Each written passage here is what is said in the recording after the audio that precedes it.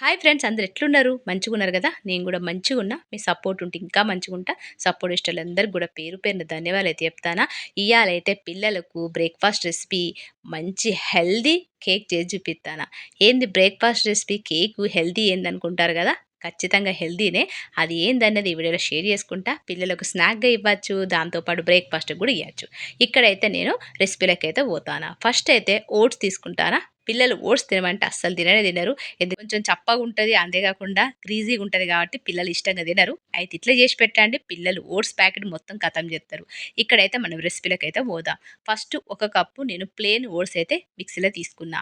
అదే క్వాంటిటీల నేను ఒక కప్పు చక్కెర తీసుకుంటాను.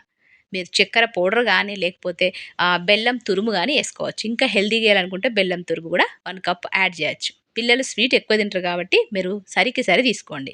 ఇక్కడ కోకో పౌడర్ తీసుకుంటాను. ఒక టేబుల్ స్పూన్ మాత్రమే. మీకిష్టం ఉంటే కోకో పౌడర్ ఎక్కువేసుకోవచ్చు. ఎందుకంటే పిల్లలు ఫ్లేవర్ చాక్లెట్ కలర్ అంటే బాగా ఇష్టంగా తింటారు గదా! అందుకని. ఇక్కడైతే బేకింగ్ సోడా ఒక టేబుల్ స్పూన్ యేసుకుంటాను. ఇక్కడ మనం బేకింగ్ సోడా మాత్రమే ఏస్తాను. బేకింగ్ పౌడర్ యాడ్ చేయొద్దు. బేకింగ్ సోడా మాత్రమే ఎయండి. సేమ్ బయట మనము షాప్‌లో తీసుకున్న ఆహ్, క కేక్ కప్ కేక్స్ ఎట్లుంటాయో అదే ఫ్లేవర్‌గుంటది.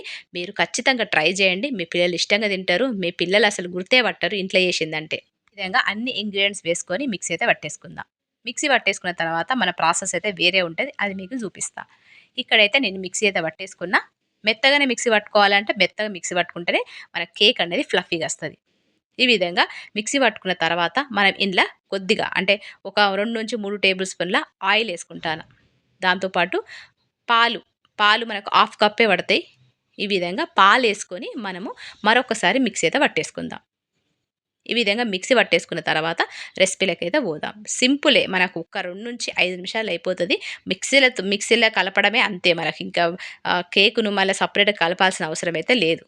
ఈ విధంగా అన్ని ఇంగ్రీడియెంట్స్ కలుపుకొని పాలు చూసుకొని మీరు వేసుకోండి. బ్యాటర్ అనేది బాగా పల్చగుండద్దు, బాగా చిక్కగుండద్దు. ఈ విధంగా నేనైతే ఈ విధంగా మనమైతే మిక్సీ పట్టేసుకొని రెడీగా పెట్టేసుకోవాలి.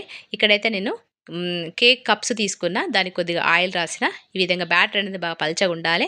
ఒకవేళ మీ దగ్గర ఈ కప్స్ లేకపోతే బౌల్‌కు కొద్దిగా ఆయిల్, కొద్దిగా మైదా పిండి గానీ, గోధుమ పిండి గానీ స్ప్రెడ్ చేసి మనం ఈ బ్యాటర్‌ని అందులో ఏసేసుకుంటే సరిపోతది. ఈ విధంగా మనము కేక్ మౌల్డ్స్ వేసేసుకొని మనము అవెన్‌లో యేసుకుందాం. ఇక్కడ నేను అవెన్ అయితే 180 డిగ్రీస్ 25 మినిట్స్ అయితే నేను బేక్ చేసుకుంటానా. ఒకవేళ మీకు బేకింగ్ చేసే అవెన్ లేకపోతే మీరు కుక్కర్‌లో గూడా చేసుకోవచ్చు. ప్రీ హీట్ అయితే ఖచ్చితంగా చేయాలి. అంటే మనము కుకింగ్ చేయడానికి ముందు ప్రీ హీట్ చేయాలి.